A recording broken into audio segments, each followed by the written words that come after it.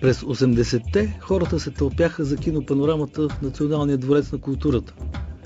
25 години по-късно опашките са не само за заменилата киномания, а и за София Филмфест, и за Нощта на музеите, и за арт-фестивалите в цяла България.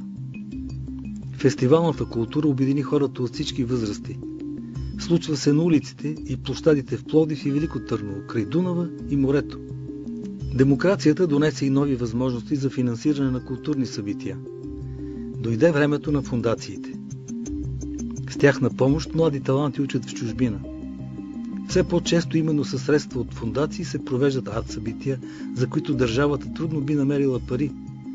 Налага се нов, модерен тип организация на културния живот, но и на нови зависимости. Голяма лъжа е май свободата, брате. Детска работа не е ли тя и каприз разглезена го човека, робът на думите? А животът е истина, от дълбокото. Но без свобода животът не е тъй сладък. А все ся ти към сладкото накланяш, като муха на мед. Суета ето и на нежна младост мечтата. Свободата не може да направи никого щастлив.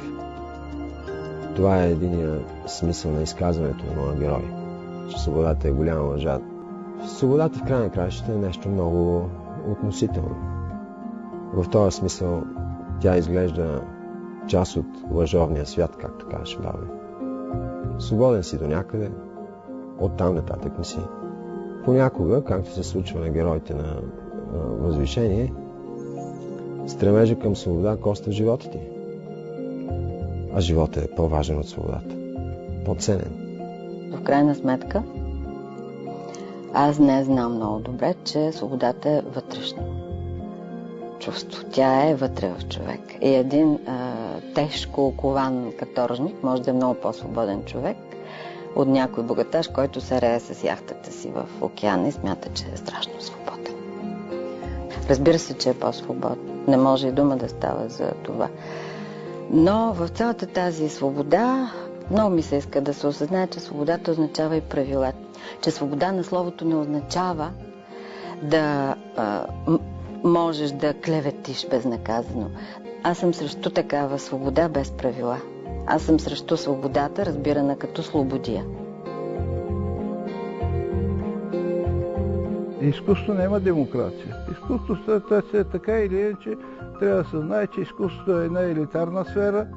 В нея иерархията е от можещите, от знаещите, от тези, които са постигнали нещо. А демокрация, аз съм провеждал демокрация в Съюза на художници, не знам какво е.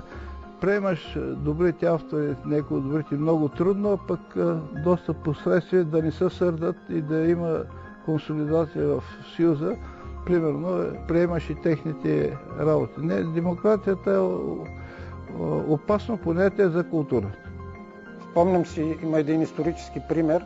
Хайне, който е имигрант в Париж, седи в една кръчма и тогава му съобщават, че правителството и цензурата в Германия е паднало и Хайне се е разплакал.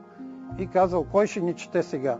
Само, че тук предизвикателството е друго. Предизвикателството е да се уловят проблемите на това проклето време, което обичаме да наричаме с понятието преход. Културата на прехода роди и друг феномен. Най-гледаният филм в началото на 90-те беше Бай Ганьо на Иван Ничев. Стой! Ей тъй както ва гледам, тарачите да купите по едно мускалче розово масло. Мускал, розово масло. Помиричи. Не върви, мамо, стара. 20 години по-късно най-гледаният български игрален филм е Мисия Лондон на Димитър Митовски по едноименната книга.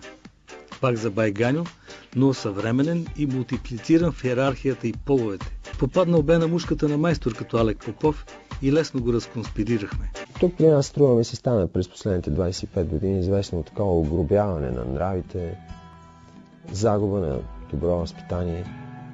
Това е глупаво. Ако живеете в модерен, сложен свят, най-добре е да имате добри обноски и да се каже добро възпитание, защото иначе ще живеете още по-трудно. Едно билетче за хъшовете. Не е толкова черна картинката. Търси се вече не е фраза от миналото. До колосите Леон Даниел и Клико Разарян застанаха Сашо Морков, Теди Москов и Явор Гърдев. Родиха се с Фомато и малък градски театър зад канала. Раждат се нови малки частни трупи. Експериментират. Хъшове се играе 10 сезона пред пълен салон. Гледай, България. Уж една крачка, пък колко далеко. Това, което скромно, което евентуално даваме в европейската култура, се дължи на таланта, инициативата и постижението на самите хора, без никаква помощ на базата на идеология, партийни принадлежности или някакви други привилегии. Това не е даване на света, но това е приближаване до света. Само гениите дават на света. Ние дадохме гении в певческото изкуство, оперното изкуство и това е нещо реално. Ние ги дадохме и буквално ги дадохме. Те се преместиха там, на големите сцени и при големите ценители и голямата публика. Срамът от гледката на Бай Ганьо във Виенската опера днес е забавен спомен. Публиката на Виенската опера дойде у нас, за да гледа Вагнеровата тетралогия "Пръстенът на Нибелунга", само с български певци и режисирана от Пламен Карталов. Мечтата на директора на Софийската опера се сбъдна. В нея влязоха ценители от цял свят. Безспорният блясък на културата ни от прехода идва от златото на траките и големите археологически открития на Георги Китов, Даниела Агре, Диана Гергова и Николай Овчаров. Бронзовата глава на Сефт III ще открие първата ни мащабна изложба в Парижкия Лувър през 2015.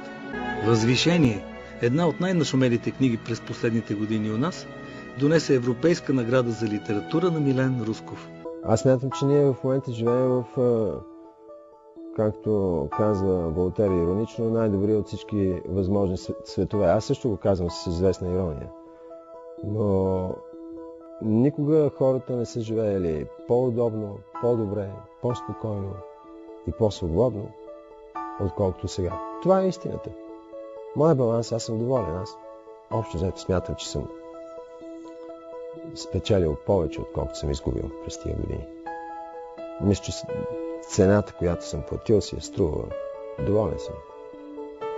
Едва ли бих премислила толкова много неща, едва ли бих извадила толкова много квинтесенция от живота, ако не бях преживяла тези промени и всичко, което ги последва.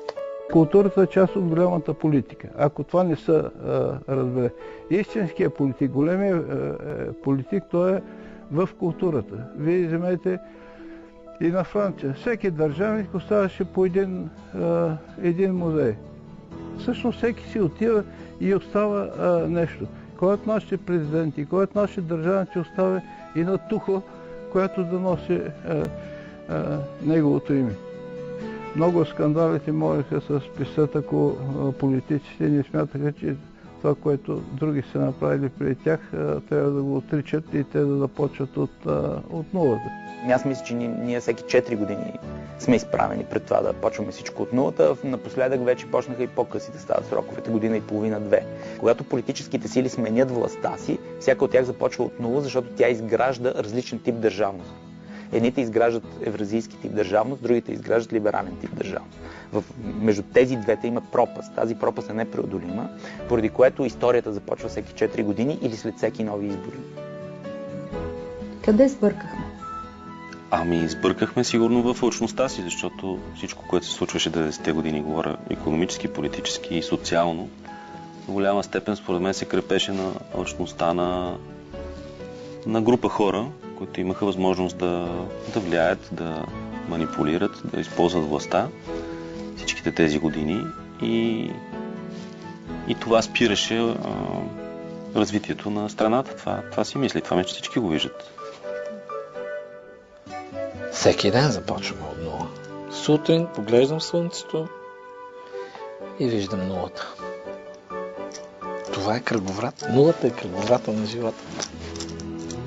Не знам какъв е този ентусиазъм, който ме гони. Каква е тази штръклица, както беше баба ми. но ме гони страхотен ентусиазъм за времето ни и за това, което ще се случи утре. Ентусиаст съм. Както преди 25 години, така и сега. Има едно общество в България, което не се набива на очи и аз вярвам в него. Вярвам в тези млади хора, които не се набиват на очи, бачкат, познават, трупат знания и знаят, че най-важното в този живот е да трупаш знания и умения. Вярвам в такива млади хора, ако и да са малцинство. Както казваше режисьорът Леон Даниел, кризата не винаги е смърт. Понякога е предверие към ново начало.